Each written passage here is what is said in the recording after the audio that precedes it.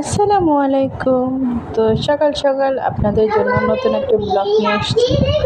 তো অনেক দিন বলতে না, প্রায় এক সপ্তাহ পর বাসায় মুরগি ছিল না, ওর বাবা একসাথে অনেকগুলো মুরগি নিয়ে আসছিল। তো বাচ্চারা যেহেতু মুরগিটা খুব পছন্দ করে, মানে চিকেন, আমার আইন তো সবসময় ওরা গরুর মাংস পছন্দ করে না, এর জন্য বাসায় গরুর মাংস স্বাভাবিকভাবে খাওয়া কম হয়, আর চিকেনটা পছন্দ করে, এর জন্য ওদের জন্য চিকেন রান্না করতেছি। মাশাআল্লাহ, দেখতে পাচ্ছেন না যে আমার চিকেন রান্নাটা একদম সুন্দর হয়েছে মশলা দিলে। আর আমি এর মধ্যে কিন্তু কোনো বাটা মশলা দিই নেই, শুধু কুচিয়ে দিয়েছি পেঁয়াজ রসুন। আর মশলা দিলে আমার রায়ান সোনা সে হাত দিয়ে খাচ্ছে, আর ওর কাছে নাকি অনেক মজা হয়েছে, অনেক ভালো লাগতেছে ওর কাছে। আর বলতেছে, আম্মু দেখো বাইরে বৃষ্টি হচ্ছে, আর বাইরে বৃষ্টি হচ্ছে সেটাও আবার দেখিয়ে দিচ্ছে। মাংস ছিঁড়ে ছিঁড়ে যাচ্ছে, এত মজা রান্নাটা। বারবার এই কথাই ও আমাকে বলতেছে। আমি বলে, হ্যাঁ আমি রান্না করছি তো মজা তো হবেই, তোমার মা রান্না করেনি যে মজা হবে না। আর নিজে রান্না করছি তাই বলতে না, এমনি তো আমার হাতের রান্না নাকি আগে প্রথম যখন ছিলাম তখন বিয়ের পর আর কি অত ভালো ছিল না। এখন রান্না করতে করতেই 10 বছরের সাধনা, এখন আল্লাহর রহমতে সব রান্না করতে পারি, আবার রান্নাটাও খুব মজা হয়। তো আমার বাচ্চা এই তো খুব মজা করে খাচ্ছে। ও ভালোভাবে হাত দিয়ে খেতে পারে না, কারণ আসলে দোষটা আমারই, কারণ আমি ওরে ছোটোবেলা থেকে হাত দিয়ে আমি খাওয়াই দিচ্ছি, এর জন্য ও হাত দিয়ে খাওয়া অভ্যস্ত না। আর এখানে আয়নকে দিচ্ছে, আয়নও হাত দিয়ে একটু মুখে দিচ্ছে।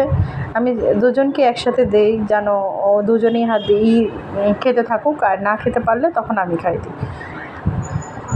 তাই আয়ন এখানে বলতেছে, আম্মু অনেক ঝাল লাগছে। আমি ওকে বলতেছি, তুমি মাংস চেনে, সে মাংস ছিঁড়তেই পারতেছে না, দেখতেই পাচ্ছেন, তার নাকি অনেক ঝাল লাগে। আর আমার রায়ানের তুলনায় আয়ান আল্লাহর রহমতে অনেক সুন্দর করে খেতে পারে।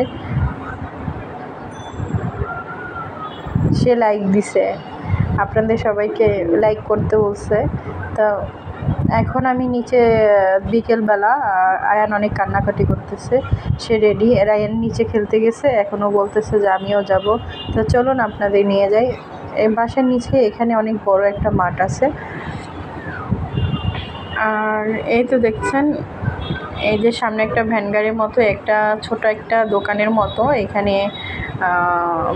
স্যান্ডউইচ, তারপর বার্গার, পিৎজা এইসব নিয়ে আসে, রুটি, বিকালবেলা, প্রতিদিন বিকালে। তো আমাদের বাইরে যেতে হয় না, এখান থেকে নাস্তা খাওয়া যায়। আর নিচে তো অনেক মানুষ, অনেক বাচ্চারা এখানে খেলা করতেছে।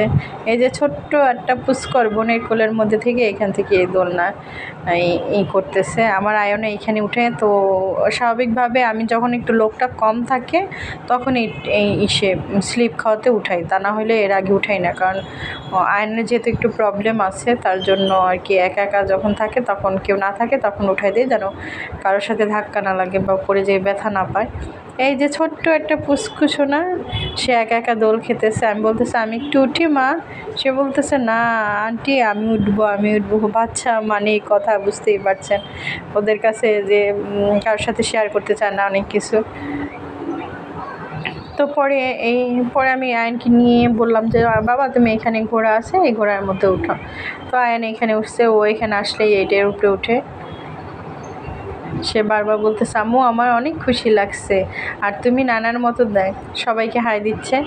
আর আব্বু যখনই আসে ওদেরকে নিয়ে এই পার্কে আসে, আমাদের বাসার নিচে পার্কে আসে, আর এখানে এসে ওরা অনেক মজা করে। দুপুর নাই, সকাল নেই, বিকাল নেই, যখনই সময় পায় ওদেরকে নিয়ে নিচে নামে, আর ওরাও তার সাথে খুব এনজয় করে। আর ফোন দিলে তখনই বলে যে, নানা তুমি বাসায় আসে কেন। আব্বু তার কাজের ফাঁকে একটু সময় পেলে তখন চলে আসে। তো আমার বাচ্চাটা খুব, আবার আমারও মনে হলো যে একটু নিয়ে আসে। এই যে এখানে সব বাচ্চারা বিকাল হলে নিচে বের হয়, আর এই পার্কটা হয়ে বাসার মাঝে আর কি ভালো হয়েছে, কারণ ক্যান্টনমেন্টের মধ্যে এই সুবিধাটা পাওয়া যায়। যারা ক্যান্টনমেন্টের মধ্যে থাকেন তাদের কিন্তু এই সুবিধা পান, যে নিজেদের হাঁটার জন্য হোক বা ঘোরার জন্য হোক বা বাচ্চারা খেলার জন্য হোক, পার্ক কিন্তু আলাদাভাবে থাকে, যে আবাসিক এলাকার মধ্যে পার্কটা থাকে। তো এর জন্য বাচ্চাদের বাইরে যেতে হয় না, এটার মধ্যেই খেলাধুলা করে এর একটা সেফটি থাকে অন্যরকম। তা না হলে তো ওরা বাইরে যাওয়ার চেষ্টা করতো, এখানেই খেলাধুলা করে। আর আমার রায়ানও আল্লাহর রহমতে কখনোই বাইরে বের হয় নাই, বা সামনে চেকপোস্ট আছে আমাদের এখান থেকেই পাশেই,